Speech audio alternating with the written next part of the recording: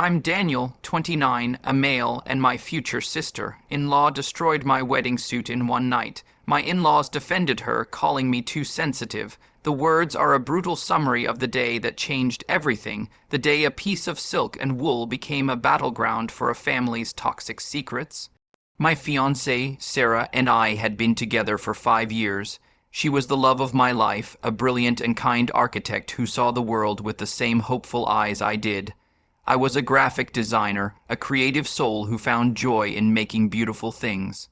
We were a perfect match, and our wedding was meant to be the start of our beautiful future together, but our happiness had a dark underbelly, her family. Sarah's younger sister, Veronica, was the golden child, a woman of 26 who had never worked a day in her life and still lived in her parents' basement. Her every whim was a command, and my in-laws, Thomas and Linda, were her willing servants. They saw her as a fragile, delicate soul who needed constant coddling, while Sarah, the responsible one, was taken for granted. This dynamic was something I had witnessed for years, and it always left a bitter taste in my mouth. I remember a time when Sarah had won a prestigious design award for a project she had worked on for 2 years. Her parents gave her a quick nod of approval, and then immediately launched into a story about Veronica's new business idea, a vague concept that never came to fruition. They never once celebrated Sarah's success, but they were always there to cheer on Veronica's every whim. Over the years, the favoritism became a source of constant tension. Veronica would constantly interrupt our dates, call Sarah at all hours with emergencies, and demand her attention. My in-laws, in their misguided attempts to keep the peace, would always side with her. "Veronica needs us, Daniel." My mother-in-law, Linda, would say, "She's so sensitive." The unspoken message was always the same: Sarah and I, the responsible ones, could handle ourselves. Veronica, the delicate flower, needed all of their attention. My wedding suit was a symbol of my hope.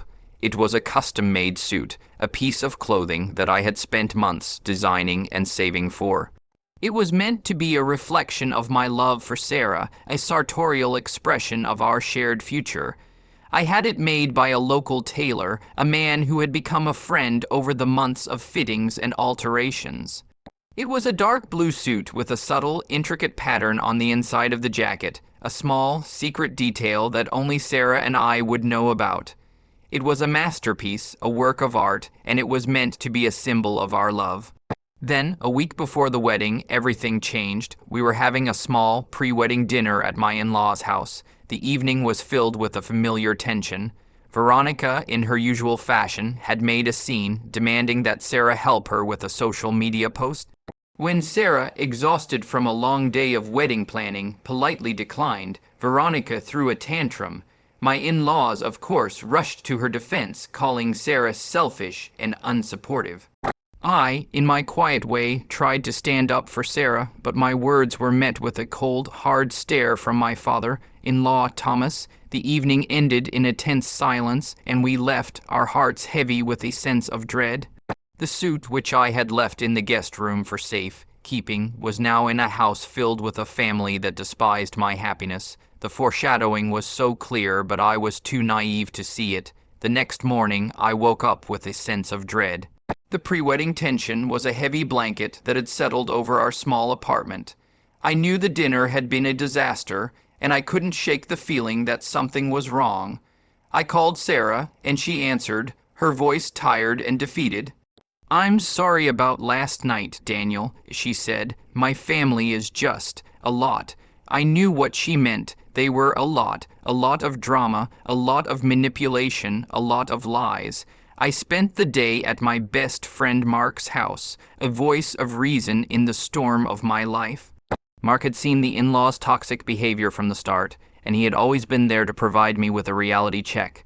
"Dude, you've got to stand up for yourself," he said, his voice firm. "This is your wedding. This is your life. You can't let them walk all over you." His words were a much-needed wake-up call. I had been so focused on keeping the peace, on trying to be the good future son-in-law, that I had forgotten to stand up for myself. I had forgotten that my feelings mattered, that my happiness mattered. I decided to go to my in-laws' house to pick up my suit. I needed to get it out of that house, out of that toxic environment, and back to our apartment where it belonged. The drive to their house was a short but tense journey. As I pulled into the driveway, I saw Veronica's car parked in the front. She was at home, which meant the drama was far from over. I walked up to the front door and knocked. My mother-in-law, Linda, answered, her face a mask of fake smiles and polite greetings. "Daniel," she said, her voice filled with a saccharine sweetness that made my skin crawl, "we were just talking about you." I walked into the house and the air was thick with a familiar tension. My father-in-law, Thomas, was sitting on the couch, his face a mask of disapproval. Veronica was sitting beside him, her face a mask of fake innocence.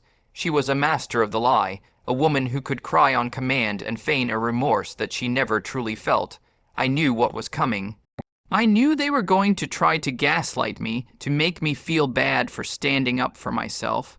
I was prepared for a fight, a battle of wills, a war of words, but I was not prepared for what I was about to find. The suit, which I had left in the guest room for safe keeping, was a symbol of my hope. The hope that this family, in all their toxicity, would not be able to ruin my happiness, the hope that was about to be shattered. I walked into the guest room, my heart pounding in my chest. The room was dark, the curtains drawn, and the air was heavy with a strange, sickly, sweet smell. I turned on the light, and the sight that greeted me was a scene of utter destruction. My wedding suit, the symbol of my love, was lying on the bed, a crumpled, unrecognizable mess. There were large, dark stains on the jacket and the trousers, and the intricate pattern on the inside of the jacket was now a series of jagged tears. The fabric was ripped, the stitching was undone, and the suit was a ruined, unwearable mess. The world seemed to go silent. My mind, which had been so prepared for a verbal confrontation, was now a blank slate. I just stared at the suit, the symbol of my love, a mangled, desecrated piece of fabric. The silence was broken by my mother-in-law, Linda, who had walked into the room behind me. She gasped, her face a mask of fake surprise. "Oh, my goodness," she said, her voice filled with a forced sympathy. "What happened?" I turned to her, my eyes filled with a cold, hard fury. "You know what happened," I said, my voice a low, dangerous whisper. "Veronica happened," and my mother-in-law's face hardened, the mask of fake sympathy falling away. "Daniel, don't be ridiculous," she said, her voice a sharp, cutting knife. "Veronica would never do something like this." The words were a lie, and we both knew it. Veronica, the master of the lie, had done this. She had destroyed my suit, a symbol of my love, and my in-laws were now covering for her. I walked back into the living room, my hands trembling with a rage I had never felt before. Veronica was sitting on the couch, her face a mask of fake innocence. "Oh, Daniel," she said, her voice filled with a saccharine sweetness that made my skin crawl. "What's wrong?" I just stared at her, my eyes filled with a cold, hard fury. "You know what's wrong, Veronica," I said, my voice a low, dangerous whisper. "You destroyed my suit." She gasped, her face a mask of fake shock. "How could you say that?" she said, her voice filled with a fake but convincing remorse. "I would never do something like that." The words were a lie, and we all knew it. My in-laws, Thomas and Linda, immediately rushed to her defense. "Daniel, you're being ridiculous." My father-in-law, Thomas, said, his voice a low, angry rumble. "Veronica would never do something so malicious. It must have been an accident. She's so sensitive. She's probably just feeling overwhelmed by the wedding." The words were a final, brutal truth. They were not going to defend me. They were going to defend her. They were going to gaslight me, to make me feel like I was the bad guy for being angry. I was not just a victim of Veronica's malice. I was now a victim of their manipulation. The suit, which was a symbol of my love, was now a symbol of their betrayal. The wedding, which was meant to be the start of our beautiful future, was now a war. I walked out of my in-laws' house, the mangled suit in a plastic bag, my heart heavy with a sense of profound betrayal. The words, "she's so sensitive," echoed in my ears, a final, brutal truth that they would never see my side of the story. I drove to Mark's house, the one place where I knew I would be safe, where I would be seen, where I would be heard. I walked into his house, the plastic bag in my hand, and I just stood there, unable to speak. Mark looked at me, his face filled with a quiet concern. "Daniel, what happened?" he asked. I just opened the bag, and I showed him the suit.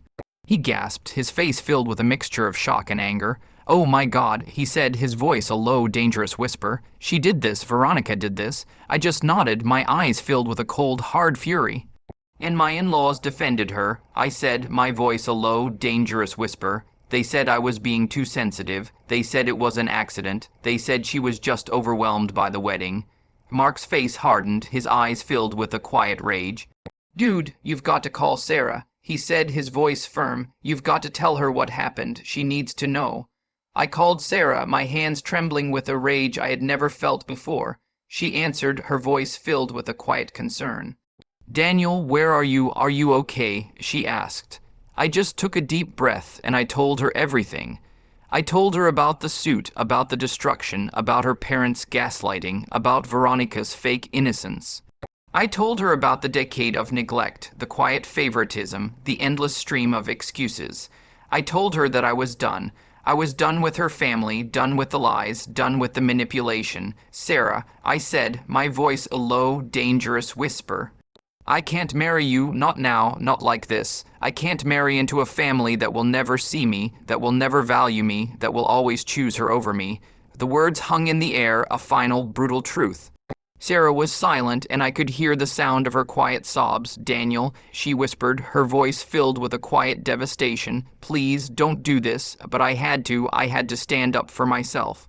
I had to choose myself. I had to choose a future that was not filled with their lies, their manipulation, their emotional abuse. I had to choose a life that was not a war. The next few days were a blur of chaos and devastation. My in-laws called, their voices filled with a fake but convincing remorse. They apologized for the misunderstanding, for the miscommunication. They said that Veronica was so sorry, that she had no idea how much the suit meant to me. They were still lying, still manipulating, still trying to gaslight me. I just hung up the phone. I was done with their lies. Sarah, meanwhile, was a storm of emotions. She was hurt, she was angry, she was confused. She loved me, but she also loved her family. She was caught in the middle, a victim of her family's deceit, just like me. We met at a small coffee shop, a neutral ground where we could talk without the drama, without the lies. She looked at me, her eyes filled with a quiet devastation. "Daniel," she said, her voice filled with a quiet sob.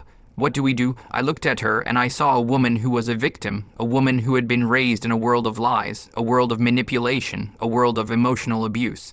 I saw a woman who was a victim of her family's deceit, just like me. "Sarah," I said, my voice a low, dangerous whisper, "you have to choose. You have to choose a future that is not filled with their lies, their manipulation, their emotional abuse. You have to choose a life that is not a war." The words hung in the air, a final, brutal truth. Sarah was silent, and I could see the wheels turning in her mind. She loved her family, but she also loved me. She was a woman who had to choose between a past that was filled with pain and a future that was filled with hope. She took a deep breath and she looked at me, her eyes filled with a new kind of resolve. "I choose you," she said, her voice a low, dangerous whisper. "I choose a future that is not filled with their lies, their manipulation, their emotional abuse. I choose a life that is not a war." The words were a beautiful, final vindication. We were a team, a small, independent unit that had been forged in the fire of her family's deceit. We were a couple who had been pushed to the edge, and in doing so had learned to fly. We were no longer a victim of her family's lies. We were a survivor, and we were about to confront the family that had so profoundly betrayed us. The journey home was not a return, it was a reckoning. The next day, we went to Sarah's parents' house. The air was thick with a familiar tension, a tension that was a decade in the making. We walked into the house, and the silence was deafening. My in-laws, Thomas and Linda, were sitting on the couch, their faces a mask of fake innocence. Veronica was sitting beside them, her face a mask of fake remorse. They were ready for a fight, a war of words, a battle of wills. But we were not here for a war, we were here for the truth. Sarah looked at them, her eyes filled with a quiet devastation. "Mom, Dad," she said, her voice a low, dangerous whisper, "we're not getting married, not now, not like this. We can't marry into a family that will never see us, that will never value us, that will always choose her over us." The words hung in the air, a final, brutal truth. My in-laws' faces hardened, the mask of fake innocence falling away. "Sarah, don't be ridiculous." And my father-in-law Thomas said, his voice a low, angry rumble, This is just a misunderstanding. Veronica is so sorry. No, Sarah said, her voice firm. It's not a misunderstanding. It's a decade of neglect. It's a lifetime of favoritism. It's a pattern of emotional abuse. You chose her over me. You chose her over us. And we're not going to be a part of it anymore. The words were a beautiful final vindication. The family they had so desperately tried to save was gone, replaced by a hollow shell of what it once was. Their biggest fear, losing Veronica, had been the reason they lost us. And in the end, they had lost us both in different, more profound ways. I looked at Veronica, my eyes filled with a cold, hard fury. You destroyed my suit, I said, my voice a low, dangerous whisper. You destroyed a symbol of our love, and you did it out of jealousy, out of spite, out of a lifetime of entitlement. You are a broken person, Veronica, and you are a victim of your own choices. The words were a final, brutal truth. Veronica's face crumbled, the mask of fake remorse falling away, and she was left with nothing but her own shame. The confrontation was over, and the truth had been spoken. We left Sarah's parents' house, the silence a deafening testament to the end of a long, terrible war. We had lost a family, a home, and a future we had always believed in, but we had also gained something more precious, our freedom. We were no longer a victim of their lies, their manipulation, their emotional abuse. We were a survivor, and we were about to start a new chapter in our lives, a chapter that was free from their lies, their manipulation, their emotional abuse. We rescheduled the wedding. It was a small, intimate ceremony, a beautiful celebration of our love, our resilience, and our courage. We were surrounded by our friends, our chosen family, people who loved us without conditions, people who saw us, people who valued us. We were married in a small, beautiful garden, our hearts filled with a quiet, profound joy. I wore a new suit, a suit that was not a symbol of my love, but a symbol of our freedom. It was a suit that was not a product of their lies, but a product of our truth. It was a suit that was not a reflection of their betrayal, but a reflection of our resilience. I looked at Sarah, my wife, my partner, my best friend. She was beautiful, radiant, and free. She had chosen me over her family, a choice that had cost her everything, but had also given her everything. She had found her voice, her strength, her courage. She was no longer a victim. She was a survivor, a woman who had been pushed to the edge and in doing so had learned to fly. The future was not a war. It was a journey, a beautiful, unknown journey that we would embark on together. We were no longer a victim of their lies, their manipulation, their emotional abuse. We were a survivor, a couple who had been pushed to the edge and in doing so had learned to fly. And that was all the revenge we would ever need. After listening to today's story, perhaps it has raised some new questions in your mind. Every day on Reddit, new experiences and moments create fresh stories. We are all human. If you enjoyed this story, feel free to share it. Thank you for your time, and don't forget to keep an eye out for more stories coming soon.